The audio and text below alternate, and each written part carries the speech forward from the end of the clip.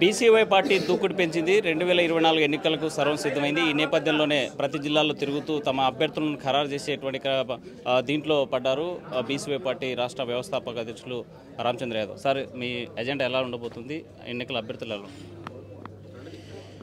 గత 4.5 సంవత్సరం నుండి ఈ రాష్ట్రంలో ఇప్పుడున్న వైఎస్ఆర్ కాంగ్రెస్ పార్టీ ప్రభుత్వాన్ని చూశారు ఈ రాష్ట్ర ప్రజలు. అంతకుముందున్న తెలుగుదేశం పార్టీ ప్రభుత్వాన్ని చూశారు. ఏ ప్రభుత్వం వచ్చినా, ఏ నాయకుడు అధికారంలోకి వచ్చినా ఈ రాష్ట్రాన్ని, ఈ రాష్ట్ర సంపదని లూటీ చేస్తున్నారు.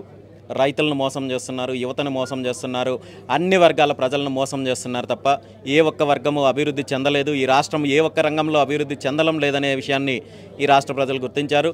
ఖచ్చితంగా ఈ రాష్ట్రంలో ప్రత్యామ్నాయ రాజకీయం కావాలి, ప్రత్యామ్నాయ రాజకీయ పార్టీ కావాలని అన్ని వర్గాల ప్రజలు కోరుకుంటున్నారు. దానికి అనుగుణంగానే బీసీ యువజన పార్టీ ఆవిర్భావం జరిగింది. ఇప్పటికే పార్టీని అన్ని రకాలుగా ప్రజల్లోకి తీసుకెళ్లే కార్యక్రమం చేశాము. పార్టీ మేనిఫెస్టోని రాష్ట్ర వ్యాప్తంగా కూడా ఈరోజు ప్రజల్లోకి తీసుకెళ్లే కార్యక్రమం జరుగుతోంది. వచ్చే ఎన్నికల నాటికి పూర్తిగా పార్టీని అన్ని రకాలుగా బలోపేతం చేస్తూ బలమైన అభ్యర్థులతోటి ఎన్నికలు ఎదుర్కోవడానికి బీసీ యువజన పార్టీ సిద్ధంగా ఉంది. మరోవైపు అధికార పార్టీ 50% ప్రజలకి సామాజిక న్యాయం చేస్తూ ఉన్నాము, రకంగా చైతన్యవంతం చేసాం, పెద్దపీట వేసాం, అధికారంలో రాజ్యాధికారం కూడా వాళ్ళ భాగస్వామ్యం చేసాం అంటున్నారు. ఆ రకంగా జరిగిందంటారా? ఈరోజు వైఎస్ఆర్ కాంగ్రెస్ పార్టీ చెప్తున్న సామాజిక న్యాయము కేవలం పేపర్లో ఉంది తప్ప నిజంగా ఏం జరుగుతుందనే విషయాన్ని ఈరోజు ఈ రాష్ట్ర ప్రజలందరికీ తెలుసు. వీళ్ళు అకామిడేట్ చేస్తున్నారు కానీ అధికారం ఇవ్వడం లేదు. వీళ్ళు పదవులు ముందు పెట్టి ఓటు బ్యాంక్ రాజకీయం చేస్తున్నారు తప్ప నిజమైన అధికారం కానీ, నిజమైన అభివృద్ధి కానీ ఏ విధంగా చేస్తున్నారనే విషయాన్ని ఈరోజు పూర్తిగా అన్ని వర్గాల ప్రజలు గుర్తించారు. అండ్ వీళ్ళకి బుద్ధి చెప్పడానికి కూడా సిద్ధంగా ఉన్నారు. ఇలాంటి తప్పుడు మాటలని నమ్మే పరిస్థితులు అయితే మాత్రం ఆంధ్రప్రదేశ్ రాష్ట్ర ప్రజలు సిద్ధంగా లేరు.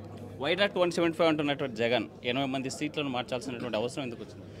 నిజంగా ప్రజలు అంటున్నారు. ఈరోజు జగన్మోహన్ రెడ్డి గారు కాదు, వైనాట్ 175 అనే ఓడు ఈ రాష్ట్ర ప్రజలు అంటున్నారు. జగన్మోహన్ రెడ్డి గారు వైనాట్ 175 అనేది ఏ ఉద్దేశంతో అన్నారో నాకైతే తెలియదు. కానీ ఈ రాష్ట్ర ప్రజలు మాత్రం వైనాట్ 175, ఈ 175 నియోజకవర్గాల్లో కూడా వైసీపీని ఎందుకు ఓడించకూడదు అనే ఒక చర్చ అయితే మాత్రం చేస్తున్నారు. దానికి అనుగుణంగానే ఎన్నికల ఫలితాలు ఉంటాయని కూడా నేను అనుకుంటున్నాను. అంటే అన్ని రకాలుగా అధికారంలో ఉన్నటువంటి వైసీపీని గద్దెదించేందుకు రాజకీయ పక్షాలు ఏకమవుతున్నాయి. వ్యతిరేక ఓటు చీలకూడదు కాబట్టి కూటమి కట్టాలంటున్నారు. మరి ఆ కూటమిలో మీరు చేరేటువంటి ఆలోచన?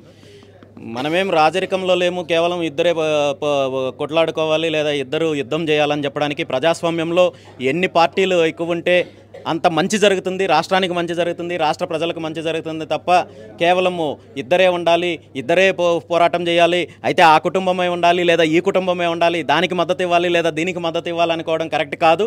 ఖచ్చితంగా ప్రత్యామ్నాయ రాజకీయం ఈ రాష్ట్రంలో 100% అవసరం ఉంది. దిశగానే బీసీ యువజన పార్టీ వచ్చింది. ఖచ్చితంగా ఈ రాష్ట్ర ప్రజలు బీసీ యువజన పార్టీని ఆదరిస్తారనే నమ్మకంతో మేము ప్రజల్లోకి వెళ్తున్నాం. ఇండైరెక్ట్గా జగన్మోహన్ రెడ్డి ప్రభుత్వానికి మరి వైసీపీకి సహకరించేందుకే బీసీవై పార్టీ బరిలోకి దిగుతుంది, అందులో బాగానే పోటీ పెడుతుందంటే ఇలాంటి చిల్లర ఆరోపణలు చేసే వాళ్ళకి నేను సమాధానం చెప్పాల్సిన అవసరం లేదు. ఈరోజు అంటే మీ ఉద్దేశము అయితే వైఎస్ఆర్ కాంగ్రెస్ పార్టీకి సపోర్ట్ చేయాలి లేదా తెలుగుదేశం పార్టీకి సపోర్ట్ చేయాలి, ఒక బీసీ సామాజిక వర్గానికి సంబంధించో లేదా ఈ రాష్ట్రంలో పేదల పక్షాన పోరాటం చేయడం కోసమో ప్రత్యామ్నాయంగా వస్తే ఏదో ఒక రకంగా ముద్ర వేసి వెనకడుగు వేసే విధంగా ఏదో విధంగా నిందారోపణలు చేయడం ద్వారా వాళ్ళని ఇంకో రకంగా నష్టం చేకూర్చొచ్చనే ప్రయత్నం చేస్తే మాత్రం అది ఎప్పటికీ కుదరదు. ఖచ్చితంగా ఈ రాష్ట్ర ప్రజలు అర్థం చేసుకుంటారు ఏం జరుగుతుందనే దాని మీద. దాన్ని ఈ ఆరోపణలు చేసే వాళ్ళకి ఎవరికి నేను సమాధానం చెప్పాల్సిన అవసరం అయితే. అనైక్యత లేనటువంటి బడుగు బలహీన వర్గాలు వీళ్ళతో రాజ్యాధికారం సాధ్యమంటారా? 100% సాధ్యమవుతుంది. ఈ వర్గాలని ఇప్పటి వరకు ఈ పార్టీలు ఏ విధంగా మోసం చేశాయో, ఏ విధంగా వంచాయో పూర్తిగా అన్ని వర్గాల ప్రజలు ఈరోజు పూర్తి అవగాహనతో ఉన్నారు. పార్టీలు, నాయకులు చెప్పే తప్పుడు మాటలను నమ్మే పరిస్థితుల్లో అయితే మాత్రం ప్రజలు లేరు. ఖచ్చితంగా అవగాహన వచ్చింది, అవేర్నెస్ వచ్చింది.